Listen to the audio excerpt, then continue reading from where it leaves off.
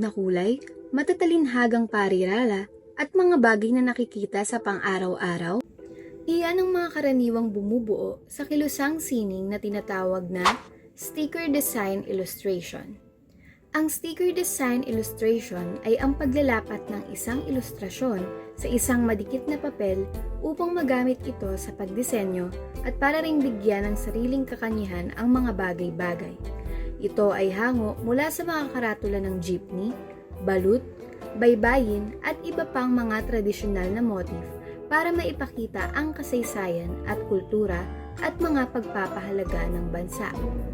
Ang mga ito ay makikita nating ginagamit sa pag-oorganisa ng mga papeles para sa mga gawaing patungkol sa arts and craft at pati na rin sa pagdidisenyo sa mga bagay-bagay sa punto na parang wala na tayong makikitang tubigan at mga gadget na hindi niyayakap nito. Mula sa mga karatula ng jeep, napunta naman ang uri ng sining na ito sa mga art market na siyang lalong nagbukas dito para sa mas ikasasaya ng mga tumatangkilik rito. Ang mga art market gaya ng Comiket, StickerCon Manila at ang Vecino Market ay ang naging daan upang maging abot kamay ang mga likhang sining na ito. Paano? Nagagawa ito ng mga nabanggit na art market sa pamamagitan ng pagtitipon-tipon ng mga lokal na ilustrador upang maitampok ang iba't ibang genre at estilo ng pagguhit. Dahil dito, maraming baguhang ilustrador ang nakikilahok na siyang naging daan upang maging popular sila sa mga consumer. Isa sa mga halimbawa dito ay ang Pascomiket noong 2022 na inilunsad ng Comiket. Dito, mahigit na 360 artista ang nagbenta ng samut-saring likhang sining gaya ng stickers, comics, art prints, at iba pang paninda. Ang mga art market na rin gaya ng mga ito ay nagiging daan upang mapagbuklod-buklod ang mga ilustrador at consumer na siyang naging dahilan ng pagkabuo ng iba't ibang art communities na bunga ng walang sawang pagtangkilik sa kanilang mga likha.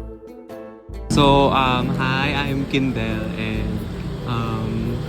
2 years pa lang ako sa art market and if makikita nyo, hinila lang talaga ako itong bading na to.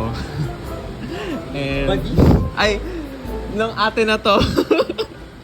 And ayun nga, very impulsive yung art market ko kasi originally hindi ko talaga siya balak. Bale na influence lang ako nito magbenta-benta. And ayun. So hi, my name is Kay. 2 years na rin ako from selling pero halos simula grade 8 nag-start na ako mag-graphic design, doing art stuff, ganito ganyan. And sa mga styles, sa style ko, ano lang ako yung more on what I feel, kung baga, kaya nga nabuo yung 20 na yun. So, kasi love language ko gift giving, chares. Ayun nga, I like making stuff then based on emotions. Bale, kung ano yung nararamdaman ko at that current point, yun yung ginagawan ko ng art. And if yun nga, parang if pwede siyang ibenta as art, edi ibebenta ko siya. And, ayun nga, bale, yung mga tira-tirang stickers ko din, pinapabigay ko din. And, ayun lang, bale, very impulsive tong pag-art market ko. And based on influence talaga siya. So may podcast din kami. Tapos yung topic doon, passion or pera. And ayun, kung i-relate ko lang siya, I think yung nami-mix ko din yung, syempre, given naman na may pera sa pagti-table, pero may passion din doon kasi nabebenta ko yung art na ginagawa ko and at the same time nagbebelong din ako sa community ng mga fellow artists and merchants. Maliban sa pagpakyaw ng mga patron sa mga ilustrasyong ito, nagiging kasangga rin sila ng mga ilustrador laban sa mapanglamang na mithiin ng artificial intelligence generated artworks. Ang mga ganitong uri ng sining ay nanggagaling sa pagnanakaw ng iba't ibang obra na labis na pinagtuunan ng pansin at dedikasyon ng mga ilustrador.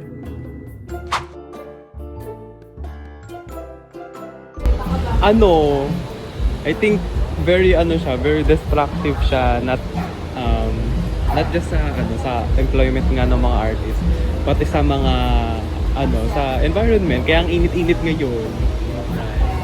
And ayun lang, I think it's very harmful kasi art is something na ginagawa ng tao by through heart and their emotion and their passions, and to think na re-replace lang siya ng something na hindi gawa ng tao, I think it's very harmful to artists.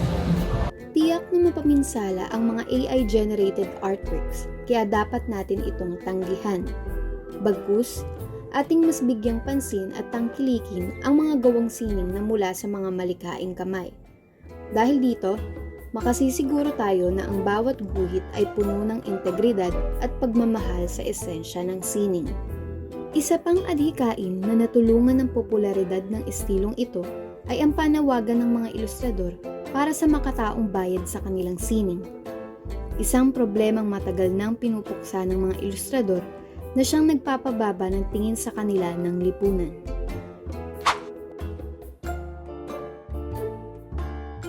Pero yung for me naman, I think I found a community naman within the art markets na I've been through. Pero ayun, siguro yung support na nakukuha ko from it is yun nga. Support din from other artists, and then yung pagbili din nila sa mga binibenta ko, ganto ganyan. And actually, kahit nga support from other friends, it's fulfilling na siya sa amin as an artist na small artist lang na yun. Napakaraming problema ang bumabalot sa mga manlilikhang ito. Ngunit sa kabilang banda, sila naman ang nagiging dahilan sa mga ngiting kanilang natatanggap mula sa kanilang mga suki. Tunay na napakaganda ng naidudulot nito sa mga ilustrador.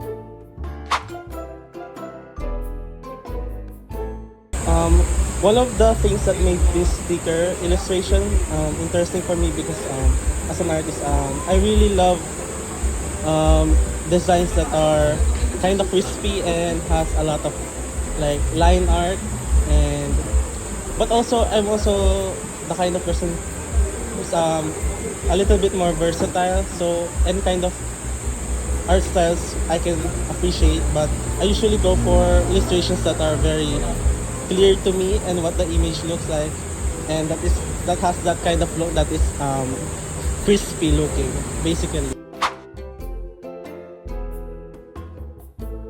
So I'm 100% against generative AI because they don't benefit anyone. They don't benefit anyone, or like especially artists, because generative AI is just made for the sake of profits, and it wasn't made to benefit humans, but for capital. Basically, it's for capitalism.